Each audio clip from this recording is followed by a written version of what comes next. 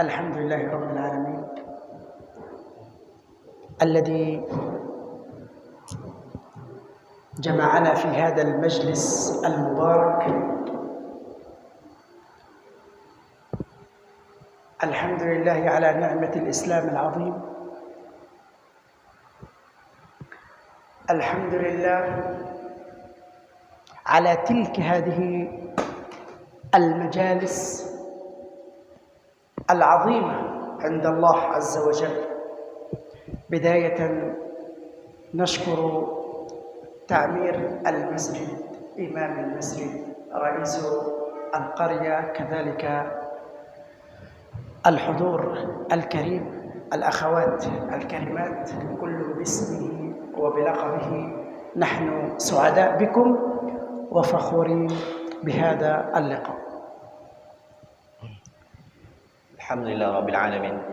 Bersyukur kita kepada Allah Subhanahu wa Ta'ala atas nikmat dan karunia yang telah Allah berikan kepada kita semua, sehingga kita dapat hadir di masjid yang sangat kita cintai ini. Kemudian salawat berikan salam, tidak bosan-bosannya kita berselawat kepada Rasulullah sallallahu alaihi wasallam. Allahumma shalli ala sayyidina Muhammad wa ala ali sayyidina Muhammad. Yang sama-sama kita muliakan Bapak pengurus masjid, yang sama-sama kita muliakan alim ulama cadiak pandai, inyak mama bunda kandung, bapak-bapak, ibu-ibu yang tanpa disebutkan satu persatu namanya, insyaallah mudah-mudahan kita dimuliakan oleh Allah Subhanahu wa Ta'ala. Syekh sangat gembira, sangat luar biasa senangnya merasakan dan bertemu dengan kita semua hadirin dan hadirat, bapak-bapak, ibu-ibu yang dimuliakan oleh Allah Subhanahu wa Ta'ala. Kadzalika سلام لكم من فلسطين، سلام لكم من الأرض المقدسة التي قدسها رسول الله صلى الله عليه وسلم، سلام لكم من الأرض الأنبياء التي عاش عليها بعض الأنبياء. عاش عليها إبراهيم عليه السلام، عاش عليها زكريا وصالح وإسحاق ويعقوب ويوسف. إذن عندما نتحدث عن فلسطين نتحدث عن أرض مباركة، عقيدة. يقول الله عز وجل: بسم الله الرحمن الرحيم، سبحان الذي أسرى بعبده ليلا من المسجد الحرام إلى المسجد الأقصى، من المسجد الحرام إلى المسجد الأقصى الذي باركنا حوله لنريه من آياتنا إنه هو السميع البصير. Berbicara tentang negara daulah yang suci, tentunya Palestina. Kalau kita berbicara tentang Palestina, kita teringat dengan negaranya, dengan lahirnya para anbiya, para nabi, Nabi Ibrahim, Zakaria, Ishak, Yakub, Yusuf, negerinya para anbiya. Dikarenakan itu, kemudian Rasulullah SAW dijadikan menjamin bahwa negara Palestina, negara bahkan kota yang dijamin kesuciannya, negara yang sangat melihat, yang sangat membutuhkan perhatian kita semua. Negara para nabi, muqaddasah, negara yang sangat suci, agung, negara yang tidak Allah Subhanahu wa Ta'ala jamin. Begitupun Rasulullah SAW jamin bagaimana para anbiya dengan kekuasaan Allah dilahirkannya para anbiya. Sebagian para nabi dilahirkan di kota suci ini, muqaddasah. إذا قال النبي صلى الله عليه وسلم: لا يشد الرحال إلا لثلاث، مسجدي هذا ألا وهو المسجد النبوي في المدينة المنورة، والمسجد الحرام في مكة، والمسجد الأقصى في فلسطين. إذا عندما نتحدث عن فلسطين نتحدث عن عقيدة، وجب على كل مسلم أن يقف مع أهل هذه الأرض المحتلة لدى اليهود الظالمين. Kata Nabi sallallahu alaihi wasallam, masjidi ana Masjid Nabawi, yang itu terletak di kota Madinah, Masjid Nabi. Dan selanjutnya Masjid Al-Mukarram, Masjid Al-Mukarramah, Masjid Haram, Masjidil Haram, terletak di negara Makkah. Dan kemudian Masjidil Aqsa, yang Rasulullah sallallahu alaihi wasallam jamin 3 masjid ini adalah masjid yang sangat luar biasa. Apabila kita berada di dalamnya, apabila kita beribadah di dalamnya, Allah lipat gandakan pahalanya dibandingkan masjid-masjid yang lain. Tentunya ketika kita berbicara tentang masjid, kita berbicara tentang Al-Aqsa, tentunya kita berbicara tentang akidah. إذن نحن كفلسطينيين نشكر الحكومة الأندونيسية ونشكر الشعب الأندونيسي ونشكر المؤسسات التي تدعم فلسطين، أيضا الذي أنا أشرف اليوم بها مؤسسة القدس أمانة أندونيسيا التي دائما تقف مع إخوانكم في فلسطين. فنقدم الشكر الجزيل للشعب الأندونيسي وللحكومة وللمؤسسات الذين هم دائما يدعمون الشعب الفلسطيني. Terima kasih yang sangat luar biasa yang disampaikan oleh Palestina kepada kita semua.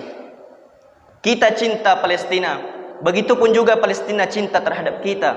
Bapak-bapak, ibu-ibu yang dimuliakan oleh Allah Subhanahu wa taala. Hubungan antara Indonesia dengan Palestina sangat luar biasa. Ketika Palestina membutuhkan, tentunya Indonesia yang pertama kali menolongnya. Oleh karena itu Palestina, bahkan Syekh sendiri mengucapkan ribuan terima kasih yang sangat luar biasa. Begitu senangnya, terima kasih yang sangat luar biasa diberikan kepada Indonesia, negara yang pertama kali menjunjung, memperhatikan, menolong negara Palestina. Begitupun kita kembali kepada zaman dahulu. Ketika kita mengingat kembali, ketika kita dijajah oleh Belanda, ketika kita dijajah oleh Inggris, tentunya negara yang pertama kali ingin menolong kita bersama kita adalah negara Palestina. حينما أعلنت دولة أندونيسيا وعاصمتها جاكرتا، إن من أوائل الدول التي كانت تقف وتدعم أندونيسيا هي فلسطين. لذلك عندما ندخل أرض أندونيسيا أنا أشعر بالسعادة وأشعر أنني بين إخوتي في الشعب الأندونيسي. فلذلك نقدم أيضا الشعب الفلسطيني والشعب الأندونيسي هو إخوة من عقيدة القرآن الكريم. بسم الله الرحمن الرحيم، إنما المؤمنون إخوة. لذلك إن شاء الله أمة محمد صلى الله عليه وسلم جميعهم إخوة. اللهم اجعلنا إخوة إلى يوم الدين، اللهم آمين يا رب العالمين. Kenapa Syekh sangat bergembira, sangat memberikan terima kasih yang sangat luar biasa kepada kita? Karena itulah negara yang pertama kali menolong Palestina ketika membutuhkan pertolongan adalah negara kita, negara Indonesia, khususnya ibu kota Jakarta sebagai ibu kota Indonesia yang selalu memberikan pertolongan yang sangat luar biasa terhadap negara Palestina. Begitupun juga hubungan kita, nahnu ikhwah, innamal mu'minuna ikhwah fa aslihu baina akhawaykum la'allakum fattaqullaha la'allakum turhamun. Kita adalah seiman dan seagama. Innamal mu'minuna ikhwah, orang-orang mukmin itu adalah ikhwah, kita adalah saling saudara, dan saudara itu membutuhkan perhatian. Bapak-bapak, ibu yang dimuliakan Allah Subhanahu wa taala. Bapak-bapak, ibu-ibu yang dimuliakan Allah Subhanahu wa taala, innamal mu'minuna ikhwah. Persaudaraan itu membutuhkan perhatian yang sangat luar biasa. Kita adalah saudara. Bagaimana mungkin ketika kita bersaudara, ketika saudara kita membutuhkan pertolongan kita, apakah kita hanya diam?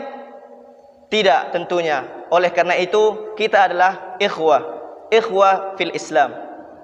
إذن نحن الآن واليوم كفلسطينيين، جميع العالم لديهم دول كل دولة ولكن إلا فلسطين ليس لنا. الاحتلال الظالم الذي يأخذ أرضنا ويقتل أطفالنا ويقتل نساءنا ويقتل رجالنا، كل بيت فلسطيني يوجد به شهيد أو 2 أو 3 شهداء أو 4 شهداء.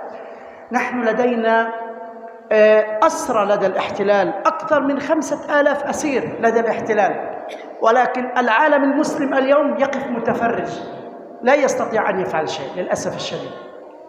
Setiap manusia memiliki negaranya. Setiap kita memiliki negara kita, Indonesia, tetapi tidak dengan Palestina. Kita mengakui negara kita adalah negara Indonesia. Tentunya kita dan mereka Palestina mengatakan, mana negara kami? Mana negara kami? Mana negara kami? Tentunya negara mereka diambil, dirampas. Bahkan semuanya, kaum-kaum wanita dibunuh, wanita-wanita hamil dibunuh, dan juga para syuhada begitu banyak, ribuan orang Palestina yang dijajah, yang tidak pernah kenal dengan itu. Oleh karena itu Bapak Ibu yang dimuliakan Allah Subhanahu wa taala, Allah memberikan pertolongan yang sangat luar biasa. Buktinya ketika wanita-wanita dibunuh, para syuhada laki-laki maupun perempuan ditindas, dianiaya, semua dan lain sebagainya, penindasan. Tetapi Allah tidak tidur. Allah lahirkan para hufaz, Allah lahirkan para penghafal Al-Quran ribuan di Palestina. Oleh karena itu, itulah pertolongan Allah Subhanahu wa taala terhadap negara Palestina, karena negara dan yang dijamin kota Maqdis, kota Al-Muqaddas, kota yang sangat suci. اليوم نحن نحارب هذا الاحتلال لوحدنا اليوم في فلسطين. لذلك كان في شهر رمضان الماضي كما شاهدتم كيف كمية القنابل التي تنزل على البيوت، ونحن في فلسطين نحن نتحمل إن شاء الله وسنصبر حتى أن ينصرنا الله عز وجل وأن ينصر مصر رسول الله صلى الله عليه وسلم.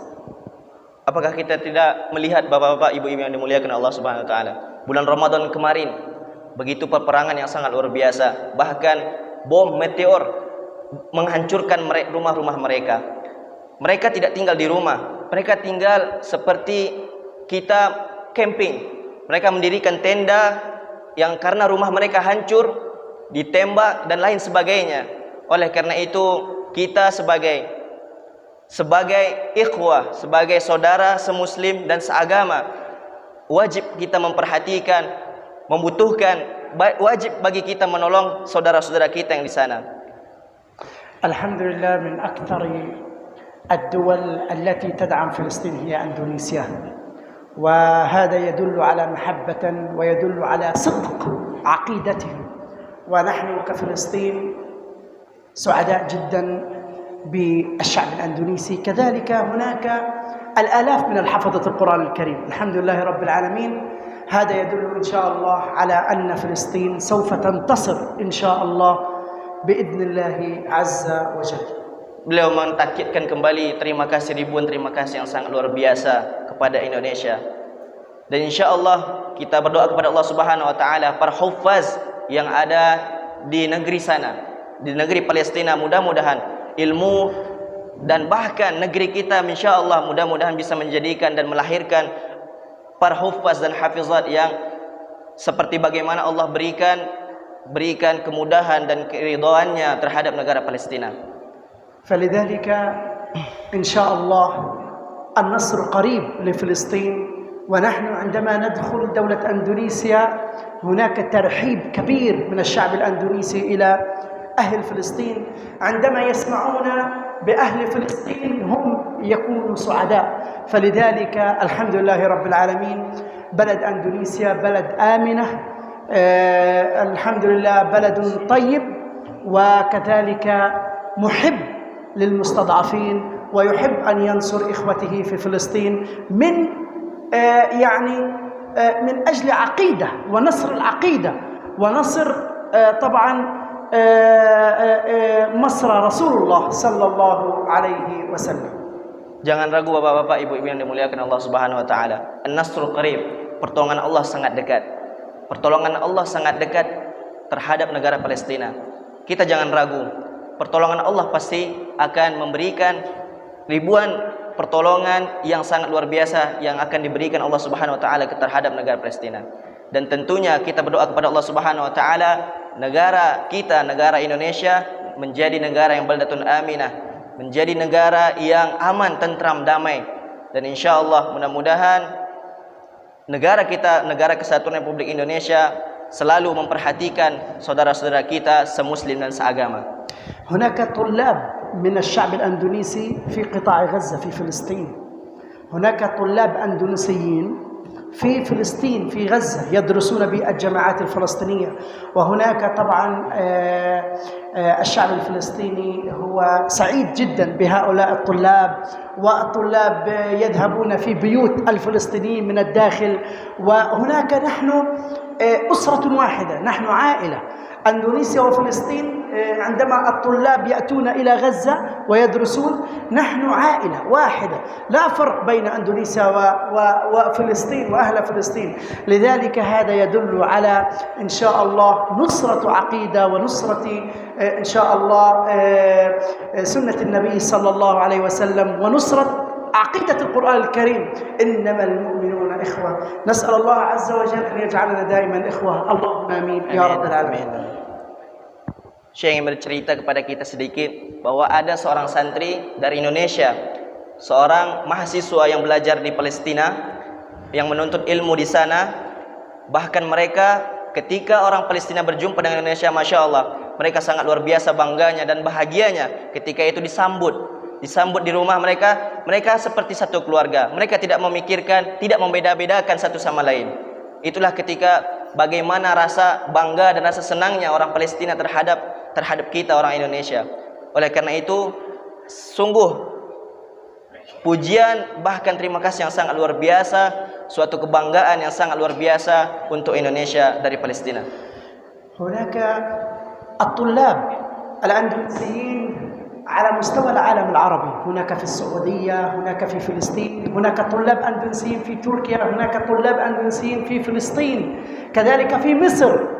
لذلك لا يوجد عند العرب يعني فرق بين أندونيسي وهم الحمد لله ينعمون وهم سعداء جدا. وعندما حتى يذهب الطلاب إلى مصر وهم يأكلون الطعام العربي، لا يبقون يأكلون الطعام الأندونيسي، ولكن أنا عندما آتي هنا أكل الطعام الأندونيسي الحمد لله. يعني فلذلك نحن نتبادل العادات والتقاليد ونحترم العادات والتقاليد سواء لفلسطين أو أندونيسيا. فنحن يعني أنا كشيخ هنا أحترم العادات والتقاليد، وأنا أحاول يعني أن أأكل الطعام الأندونيسي حتى لا نشعر بغربة أو نشعر بشيء. الحمد لله رب العالمين، نحن سعداء في بلدكم ونحن نرحب بكم بفلسطين. نحن فلسطين ليس لفلسطين وحدها بل لأندونيسيا ولكل جميع المسلمين، هي أرضنا واحدة الحمد لله رب العالمين. Bukan saja hanya di Palestina, tentunya juga ada Saudi Arabia, mahasiswa Indonesia di Turki, dimanapun berada, di negara-negara Arab, Uni Emirat Arab, semuanya. Bahkan kita di sana saling berbagi, saling tukar pikiran. Ketika mahasiswa Indonesia sampai di Mesir, sampai di Turki, mereka orang Indonesia, kita semua yang ada di sana, mereka memakan makanan orang Turki, mereka memakan makanan orang Mesir. Begitu juga dengan orang Palestina, begitu juga dengan orang Arabia. Bahkan Syekh mengatakan tidak ada rasa perbedaan. Bahkan orang Palestina menghormati perbedaan-perbedaan kita, adat kita, semuanya, adat dan istiadat kita tidak ada memperbedakan, tidak menjadikan masalah terhadap, karena kita adalah ikhwah dalam Islam. لذلك أيضا عندما الشعوب المسلمة تتعارف على بعضهم، نحن نذهب هنا وأنا آتي إلى أندونيسيا من الرغم أن 15 ساعة في الطائرة، هو بعيد جدا، ولكن من الرغم هذا يدل على محبة الشعب الأندونيسي لدى المسلمين والعرب. فنحن كعرب فلسطينيين نحن نحب دولة أندونيسيا ودولة أندونيسيا لها مكانة خصوصية في قلوب جميع العرب. حتى لو سألت أي عربي قلت أندونيسيا، حتى عندما كانوا الأندونيسيين يعملون العمرة ويعملون الحج، هناك كانت مقاطع رهيبة جدا للشعب الأندونيسي كانت تبث على التيفي العربي، فهم؟ فلذلك هذا يدل على أننا لديكم يعني محبة خصوصية لدى العرب ولدى المسلمين ولدى الفلسطينيين. بارك الله فيكم، جزاكم الله كل خير. نسأل الله عز وجل أن يبارك الله في أرزاقكم، اللهم آمين يا رب العالمين. Bagaimana perlakuan bahkan ketika disebutkan negara Indonesia di seluruh negara khususnya Arab, ketika disebutkan negara Indonesia, insyaallah barakallahu fik, semua kita disambut dengan sangat luar biasa. Begitu juga dengan para para jamaah umrah dan haji, ketika itu disambut dengan sangat luar biasa. Disediakan tempat yang terbaik untuk orang-orang Indonesia. Ketika Indonesia disebutkan negara Indonesia, tentunya sambutan yang terbaik akan diberikan kepada kita semua, insyaallah.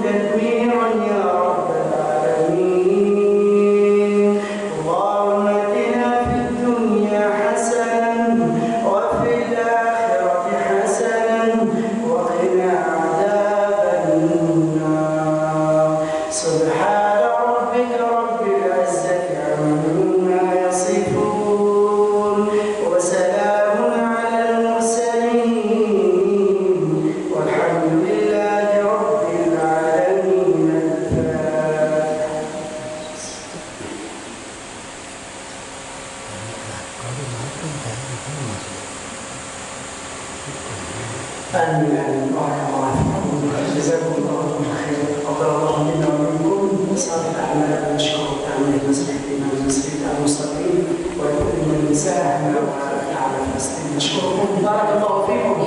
بارك الله في أولادكم، بارك الله في أصحابكم، في أزواجكم اللهم آمين، وجعلهم إن شاء الله خدم القرآن الكريم، ونسأل الله أن يرزقهم ويرزقكم جميعا حفظ القرآن الكريم اللهم آمين. السلام عليكم ورحمة الله.